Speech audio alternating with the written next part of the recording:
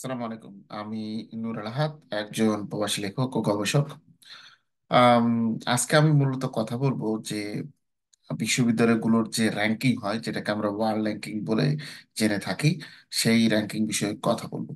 তো আপনারা জানেন যে ইতিপূর্বে কিংবা অতি সম্প্রতি একটি বিশ্ববিদ্যালয়ের র্যাঙ্কিং বেরিয়েছে। আসলে বিশ্ববিদ্যালয়গুলোকে যে র্যাঙ্ক করার যে বিষয়টি বা যে র্যাঙ্কিং যে করার জন্য যে র্যাঙ্কিং প্রতিষ্ঠানগুলো আছে বা নানা জায়গা থেকে অনেক ধরনের র্যাঙ্কিং আসলে করা হয়ে থাকে। তবে তার মধ্যে বিশ্বে মোটামুটি নামকরা দুটো র্যাঙ্কিং হচ্ছে কিউএস টপ ইউনিভার্সিটিজ এবং আপনার টাইমসের দি ওয়ার্ল্ড ইউনিভার্সিটির র্যাঙ্কিং। তো তার এখন এই দুটোর মধ্যে এই দুটো একটা সময় এই দুটো একত্রেই ছিল এবং তারা একসাথে আহ, একটা র্যাঙ্কিং তারা বের করতো। কিন্তু বিগত কয়েক বছর থেকে তারা আসলে ভিন্ন ভিন্ন ভাবে র্যাঙ্কিং বের করছে। এবং এক্ষেত্রে সাধারণত আগে কিউএস র্যাঙ্কিংটা আসে, তার পরবর্তীতে টিএইচির যে র্যাঙ্কিংটা সেটা হচ্ছে আসে। তো এখন বর্তমানে কিউএস ওয়ার্ল্ড টপ ইউনিভার্সিটির 2025-এর জন্য যে র্যাঙ্কিংটা সেটা বর্তমানে বের হয়েছে। আর আর টাইমসের যে ওয়ার্ল্ড র্যাঙ্কিংটা আছে সেটা চলতি বছরের অক্টোবর মাসে আসবে। তো আমি আর দেরি না করে আমরা চলতি বছরের যে কিউএস টপ ইউনিভার্সিটি র্যাঙ্কিংটা আছে সেটা একটু আমরা দেখার চেষ্টা করব।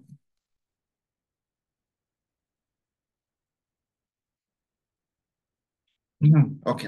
আপনারা এখন যে স্ক্রিনটা দেখতে পাচ্ছেন এটা হচ্ছে কিউএস ওয়ার্ল্ড ইউনিভার্সিটি র্যাঙ্কিং 2025। এটা মূলত QS top global universities ranking বা কিউএস ওয়ার্ল্ড ইউনিভার্সিটি র্যাঙ্কিং নামেই বেশি পরিচিত। তো এখানে যদি আমরা দেখি এটার যে র্যাঙ্কিং এর ক্ষেত্রে কিছু ম্যাথোলজি তারা ইউজ করে থাকেন। তার আগে হচ্ছে দেখতে হবে যে র্যাঙ্কিং এ তারা কতগুলো ইউনিভার্সিটি ইউজ করেছেন, কারণ পৃথিবীতে অনেক বিশ্ববিদ্যালয় আছে, অনেকগুলো দেশ আছে। সবগুলো বিশ্ববিদ্যালয় সবগুলো দেশ কিন্তু র্যাঙ্কিং এর অন্তর্ভুক্ত হয় না, এই জিনিসটা আমাদের জানতে হবে। কারণ টোটাল পপুলেশনকে আসলে র্যাঙ্কিং এর আওতায় আনাটা অনেকটাই ডিফিকাল্ট, কারণ অনেক প্রতিষ্ঠান আছে যারা আসলে নিজেদের ব্র্যান্ডিং করতে চায় না। র্যাঙ্কিং ব্যাটারটার সাথে অনেকটা ব্র্যান্ডিং বিষয়টা কিন্তু জড়িত। কারণ অনেকে হচ্ছে র্যাঙ্কিং এর কারণে সে বিশ্ববিদ্যালয়ে পড়তে যেতে পারেন, যার কারণে তাদের হচ্ছে মার্কেটিং এই বিষয়টির সাথে জড়িত, ব্র্যান্ডিং জড়িত। এই কারণে র্যাঙ্কিং হচ্ছে গুরুত্বপূর্ণ। যাই হোক, তো কিউএস টপ ইউনিভার্সিটি তারা 2025 যে র্যাঙ্কিংটা বের করেছে সেখানে তারা বিশ্বের প্রায় 15শোটির বেশি বিশ্ববিদ্যালয়কে তারা কাউন্ট করেছেন, তাদের এই গণনা এনেছেন। এবং এখানে তারা মোটামুটি আপনার আমেরিকা থেকে শুরু করে মোটামুটি বেশ আহ, কয়েকটি যে পপুলার ডেস্টিনেশন গুলো সবগুলো ডেস্টিনেশনে তারা রেখেছেন। তা আমরা এখানে যদি নিচে আসি, এখানে নিচে আসলে আসলে দেখতে পারবো যে ওয়ার্ল্ডের টপ 10 বিশ্ববিদ্যালয় যদি আমরা দেখি, যেমন প্রথমে হচ্ছে এমআইটি আছে, যেটি নর্থ আমেরিকাতে। তারপর ইম্পেরিয়াল কলেজ লন্ডন, যেটি লন্ডনে অবস্থিত। ইউনিভার্সিটি অক্সফোর্ড, যেটি লন্ডনে অবস্থিত। হার্ভার্ড ইউনিভার্সিটি আমেরিকা অবস্থিত। ক্যামব্রিজ লন্ডনে অবস্থিত। স্টানফোর্ড ইউনিভার্সিটি আমেরিকা অবস্থিত। তার পরবর্তীতে ইটিএস জুরিক, এটা হচ্ছে সুইজারল্যান্ডের একটি বিশ্ববিদ্যালয়। National university of Singapore top 8 এখন আছে, এটা সিঙ্গাপুরের। ইউসিএল, এটা ইউনিভার্সিটি, এটা লন্ডনে আপনার অবস্থিত। ক্যালিফোর্নিয়া ইনস্টিটিউট অফ টেকনোলজি বা ক্যালটেক, এটি আবার হচ্ছে আমেরিকা অবস্থিত।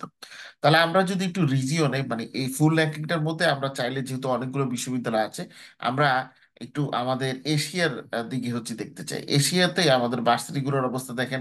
এশিয়ার আমাদের প্রথম বিশ্ববিদ্যালয় হচ্ছে ন্যাশনাল ইউনিভার্সিটি অফ সিঙ্গাপুর, যেটাকে নাস বা নুস বলা হয়। এবং তারপর হচ্ছে পেকিং বিশ্ববিদ্যালয়, যেটি হচ্ছে চীনে অবস্থিত। তারপর নানিয়াং টেকনোলজিক্যাল ইউনিভার্সিটি বা এনটিইউ, যেটি সিঙ্গাপুরে অবস্থিত। এরপর হচ্ছে ইউনিভার্সিটি অফ হংকং।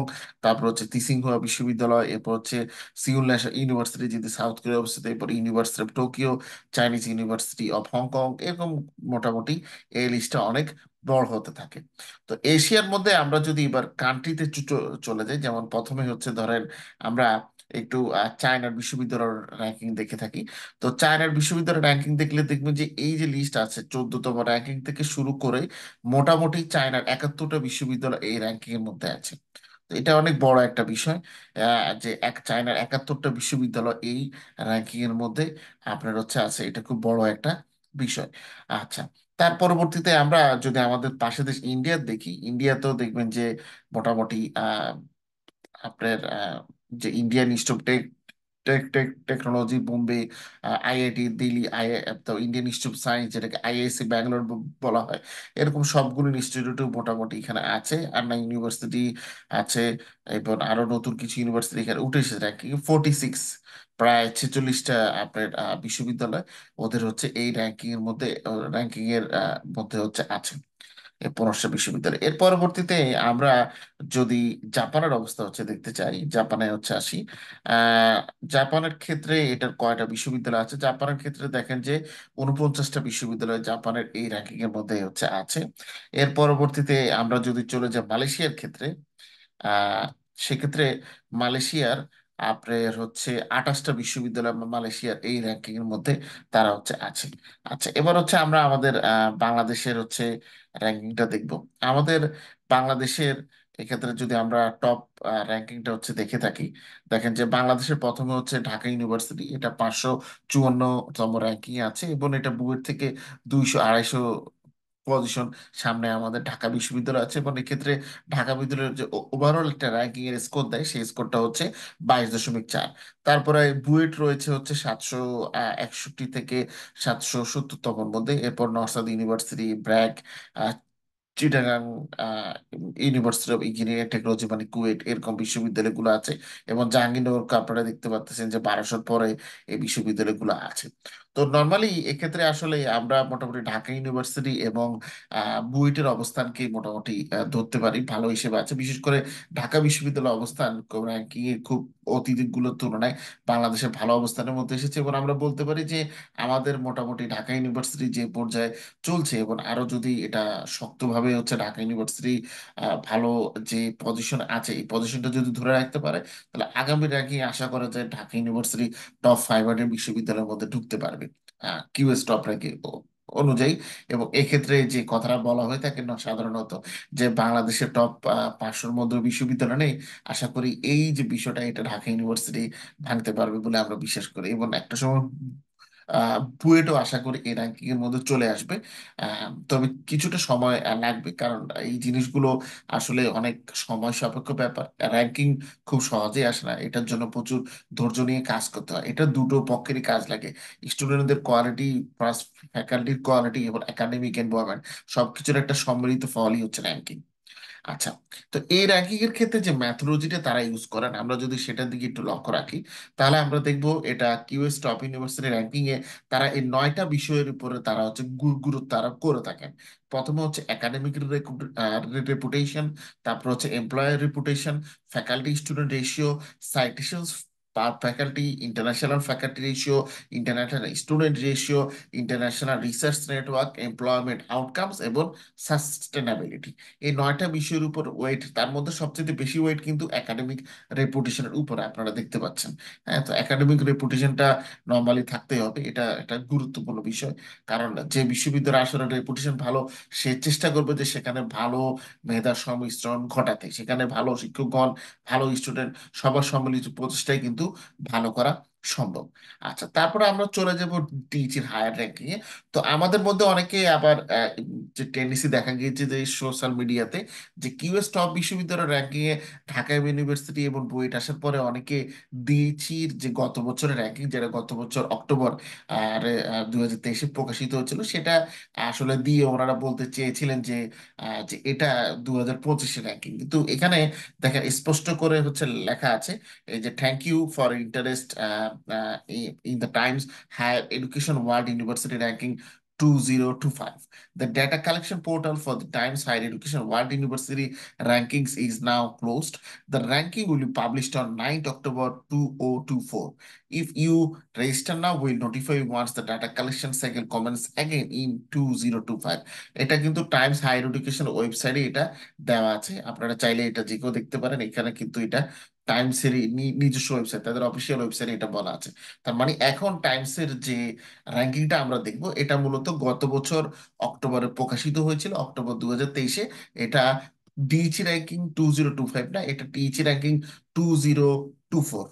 আচ্ছা, টিইসি র্যাঙ্কিং 2024, এই যে এটা হচ্ছে ফুল র্যাঙ্কিং, আপনারা যে স্ক্রিনে আশা করি দেখতে পাচ্ছেন। তো এখানে যদি আমরা আসি, এখানে আসলে আমাদের আমরা যদি এখানে ধরেন হচ্ছে আমরা আমাদের বাংলাদেশি দিই। এবার বাংলাদেশের ক্ষেত্রে দেখবেন যে এখানে দেওয়ার পরে এখানে তারা হচ্ছে ব্র্যাক ইউনিভার্সিটি হচ্ছে তারা দিয়েছে।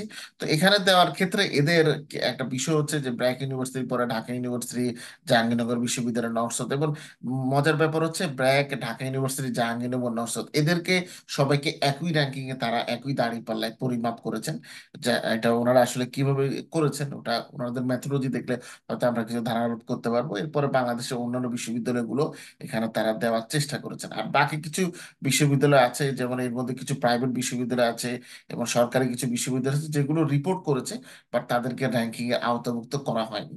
আচ্ছা, কারণ তাদের যে ওভারঅল স্কোর বা অনেক যে তথ্য উপাত্ত, সেগুলো প্রয়োজনীয় তথ্য উপাত্ত হয়তো ছিল না। এগুলো কিছু এখানে এনে, যার কারণে এগুলো দেওয়া আছে নট অ্যাপ্লিকেবল, এবং কিছু কিছু ক্ষেত্রে জিরো দেওয়া আছে, আপনারা দেখতে পাচ্ছেন। তো এক্ষেত্রে তারা মূলত টিইটি হায়ার র্যাঙ্কিং এ তারা বেসিক্যালি ছয়টা জিনিসের উপর তারা গুরুত্ব আরোপ করে থাকেন। মূলত পাঁচটা বিষয়ের উপরে। একটা হচ্ছে যে টিচিং, টিচিং এর মধ্যে মূলত লার্নিং এর এনভায়রনমেন্টটা দেখা হয়ে থাকে। তারপর রিসার্চের এনভায়রনমেন্টটা দেখা হয়ে থাকে। রিসার্চের যে কোয়ালিটিটা আছে, যেমন এটার মধ্যে সাইটেশন, আবার রিসার্চের স্ট্যান্ড, এরকম বিষয়গুলো আছে। তারপর ইন্টারন্যাশনাল আউটলুকটা তারা দেখে থাকেন। সেটার উপর এই পাঁচটা বিষয়ের উপর ভিত্তি করে তারা নর্মালি যে র্যাঙ্কিংটা আছে এই র্যাঙ্কিংটা তারা প্রকাশ করে থাকেন। তো এখন প্রশ্ন হতে পারে যে কিউএস টপ ইউনিভার্সিটি র্যাঙ্কিংও দেখলাম, টিএইচই ইউনিভার্সিটি, ওয়ার্ল্ড ইউনিভার্সিটি র্যাঙ্কিংও দেখলাম, তার মধ্যে ভালো র্যাঙ্কিং কোনটা? দেখুন, এখানে ভালো কিংবা খারাপ বলে কিন্তু কোনো র্যাঙ্কিং নেই। একটা জিনিস আমাকে খেয়াল রাখতে হবে, প্রতিটা র্যাঙ্কিং এর নিজস্ব ম্যাথোলজি আছে, যে তারা কোন কোন ম্যাথোলজির উপরে প্রায়োরিটি দিয়ে থাকে। তবে আমরা যদি বাস্তবতা বা রিয়েলিটি সেন্সে বিবেচনা করি, তাহলে সেক্ষেত্রে কিউএস টপ ইউনিভার্সিটির র্যাঙ্কিংটা মোটামুটি ভাবে আপনার টিএইচই হায়ার র্যাঙ্কিং এর র্যাঙ্কিং এর চাইতে কিছুটা ভালো বা অধিকতর নির্ভরযোগ্য বলে আমরা ধরতে পারি। তবে এ বিষয়ে কিন্তু ভিন্ন মত আছে, কারণ আমাদের এক একজনের এক এক মত থাকতে পারে। তবে র্যাঙ্কিংটা আসলে বেসিক্যালি হচ্ছে এটা কোনো কিছুই না, এটা জাস্ট একটা মোড়কের মতো, একটা ব্র্যান্ডিং এর মতো। ঠিক আছে, এটা আসলে র্যাঙ্কিং দিয়ে দিন শেষে আসলে তেমন কিছু, হ্যাঁ, হয়তো আপনি, আপনারা যখন দেশের বাইরে পড়াশোনা করতে যাবেন, তখন টপ র্যাঙ্কিং বিশ্ববিদ্যালয় থেকে পাশ করলে আপনার একটা নাম ডাক থাকবে। বাট নর্মালি রিজিওনাল ভাবে আমাদের যে টপ বিশ্ববিদ্যালয়গুলো আছে সেগুলোর নাম মোরালেস সবাই কিন্তু হচ্ছে জানেন। তো আমার মনে হয় র্যাঙ্কিং এর চাইতে ফোকাস না দিয়ে আমার মনে হয় সবচেয়ে বেশি জরুরি হচ্ছে আপনার শিক্ষার মান, ছাত্রছাত্রীদের মান এবং ওভারঅল যে এনভায়রনমেন্টটা আছে সেটার উপর ফোকাস করাটা বেশি গুরুত্বপূর্ণ। কারণ ইদানিং বছরগুলোতে দেখা গিয়েছে যে লোকজনের মধ্যে ফার্স্ট ইয়ার থেকে চাকরির প্রিপারেশন নেওয়ার টেন্ডেন্সি দেখা দেয়। তো টপ ইউনিভার্সিটি যখন আমরা হতে যাচ্ছি, তখন কিন্তু টপ ইউনিভার্সিটি গুলোর একটা গুরুত্বপূর্ণ বৈশিষ্ট্য হচ্ছে যে তাদের মধ্যে প্লেসমেন্ট অফিস থাকে। যে প্লেসমেন্ট অফিসের মাধ্যমে কিন্তু চাকরি হয়ে যায়। এই প্লেসমেন্ট অফিস মানে এমন না যে আপনি ক্যাম্পাসে জব ফেয়ার করলেন, লোকজন আসলো, 100টা সিভি জমা নিল, তারপর তাদের এই মানে রিটেন পরীক্ষার জন্য ডাকলো। That's not like this. Job placement মানে হচ্ছে কোম্পানিগুলো আসবে, আপনারা ছাত্রছাত্রীদের একটা র্যাঙ্কিং প্রোফাইল তৈরি করবেন, সেই র্যাঙ্ক প্রোফাইল অনুযায়ী কোনো কোম্পানি 10 জন, কোনো কোম্পানি 20 জন, কোনো কোম্পানি 30 জন, এরকম করে ছাত্রছাত্রীর ইন্টারভিউ নেবেন এবং সেখান থেকে তাদের সংশ্লিষ্ট কোম্পানিতে চাকরি হয়ে যাবে। আমরা যে ইন্ডিয়ান ইনস্টিটিউট অফ টেকনোলজি বা ইন্ডিয়ান ইনস্টিটিউট অফ ম্যানেজমেন্ট কিংবা আইআইসি ব্যাঙ্গালোর, এই জিনিসগুলো র্যাঙ্কিং দেখে থেকে তাদের বিশ্ববিদ্যালয়ে কিন্তু এভাবেই চাকরি বাকরি হয়। তাদের ছেলেপেলেরা, যার কারণে পড়াশোনার সময় শুধু পড়াশোনার ক্ষেত্রেই তারা টাইমটা ব্যয় করে, তারা অযথা চাকরি কেনার জন্য সময় ব্যয় করে না। আর এই সুযোগে যে একটা কোটি টাকার কোচিং মার্কেট, হ্যাঁ, জব কোচিং মার্কেট এবং তথাকথিত বই এর যে মার্কেট, এটা কিন্তু সেভাবে আসলে এখানে গড়ে ওঠে না। তো আশা করছি আমাদের যারা বিশ্ববিদ্যালয়গুলোর কর্তৃপক্ষ আছেন তারা এই বিষয়টির উপর গুরুত্ব আরোপ করবেন সবচেয়ে বেশি। কারণ একটা ছাত্র কিংবা ছাত্রী যখন একটা টপ ইউনিভার্সিটিতে চান্স পায়, তখন এটা সেই ইউনিভার্সিটির দায়িত্ব তাকে একটা জবের প্লেস করে দেওয়া। হ্যাঁ, আর এই জন্য বিশ্ববিদ্যালয়গুলোতে আসলে সাবজেক্টের পরিবর্তনের প্রয়োজন, কারণ কিছু কিছু বিশ্ববিদ্যালয় এখনো এমন সাবজেক্টগুলো পড়ে আছে যে জিনিসগুলো চেঞ্জ করা হয় না। আর আমাদের দেশে কোনো একটা কারণে বিজ্ঞানের বিষয়গুলোতে যতটুকু গবেষণা বা মোটামুটি স্যাররা ওনাদের যে শিক্ষকগণ আছেন তারা যতটুকু অ্যাক্টিভ আপনার গবেষণা এবং লেখালেখিতে বাকি যে আমাদের ব্যবসা শিক্ষা শাখা এবং মানবিকের মানে সমাজবিজ্ঞান মানে আর্টসের বা মানবিকের যে বিষয়গুলো আছে সেগুলোর ক্ষেত্রে আসলে আপনার জ্ঞান বা নলেজ ক্রিয়েশনের বিষয়টা কিন্তু খুবই খুবই কম। যেমন বাংলাদেশে বিবিএম পড়ানো হয় সত্য, কিন্তু বাংলাদেশে কিন্তু বিবিএম লেভেলের পড়ানোর যে বাংলাদেশ কন্টেক্সটের যে টেক্সট বুক, সেই টেক্সট বুক তৈরির ইন্ডাস্ট্রি আমাদের আজও কিন্তু তৈরি হয়নি, কারণ টেক্সট বুক আমাদের নাই। আমাদের দেশে লোকজন বিবিএম পড়ে, কিন্তু টেক্সট বুকে যে যে এক্সাম্পল পড়ানো হয় সেটি হচ্ছে নর্থ আমেরিকান বেস। তো একটা ছেলে বাংলাদেশে বসে বাংলাদেশের বিজনেস এনভায়রনমেন্ট সম্পর্কে সে কিভাবে বুঝবে নর্থ আমেরিকান কনটেক্সটে পড়াশোনা করে? আমাদের পাশের দেশ ভারতেও কিন্তু তাদের নিজস্ব তাদের কেস বুকস আছে, আপনার তাদের নিজস্ব টেক্সট বুক ছাড়াও কেস স্টাডি গুলো আছে, তারা এই জিনিসগুলো নিয়ে কাজ করে। তো আমার মনে হয় আমাদের দেশের বিশ্ববিদ্যালয়গুলো এটা নিয়ে কাজ করা খুবই গুরুত্বপূর্ণ, কারণ নলেজ ক্রিয়েশনের দিকে আমাদের কিন্তু যে প্রবণতাটা টেন্ডেন্সিটা খুবই কম। তো এই জিনিসগুলো করলে একটা সময় দেখবে যে আমরা ভালো র্যাঙ্কিং আমরা পাবোই, আমাদের টপ 500 কিংবা টপ 300 এর মধ্যে আমাদের বিশ্ববিদ্যালয়গুলো চলে আসবে। আর যারা হচ্ছে বিশ্ববিদ্যালয়গুলোতে ভর্তি হবেন তাদেরকে আমি মানে যারা পাশ করে ভর্তি হবেন সেক্ষেত্রে বলবো যে প্রাইভেট বিশ্ববিদ্যালয়গুলো সাধারণত এই বিশ্ববিদ্যালয়ের র্যাঙ্কিং কে তারা তাদের মার্কেটিং এর একটা বড় হাতিয়ার হিসেবে ব্যবহার করে থাকেন। তো সেক্ষেত্রে যেখানেই ভর্তি হবেন বুঝে শুনে ভর্তি হবেন আপনারা। হুম। আর সবচাইতে ভালো হবে বাংলাদেশে আসলে প্রাইভেট বিশ্ববিদ্যালয়ে পড়তে যে মানে যতটুকু আপনাদের খরচ যাবে, আপনার যদি মধ্যবিত্ত পরিবারের সন্তান হন, তাহলে আপনার চিন্তা করতে হবে যে ঢাকা শহরে থাকা খাওয়া প্লাস বিশ্ববিদ্যালয়ে বেতন বাবদ আমার কতটুকু খরচ যাবে। এই টাকা দিয়ে কিন্তু আপনি পাশের দেশ ইন্ডিয়া কিংবা মালয়েশিয়া থেকে ভালো মানের ডিগ্রি নিয়ে আসতে পারবেন। তখন কিন্তু আপনার ভ্যালুটা আরো বেশি থাকবে। তো এই জিনিসটা চিন্তা করবেন, এখন কিন্তু অল্টারনেটিভ চিন্তা করার বিষয়। এখন আর শুধু যে বাংলাদেশে পড়লেই সবকিছু হবে তা না, এখন গ্লোবালাইজেশনের যুগ, এআই, ডিপ লার্নিং এই জিনিসগুলোর হচ্ছে যুগ। তো আপনাকে চিন্তা করতে হবে খুব ডাইনামিক। আশা করছি সবাই ভালো থাকবেন, সুস্থ থাকবেন। এবং ভিডিওটি যদি ভালো লাগে তাহলে অবশ্যই শেয়ার করবেন। ধন্যবাদ।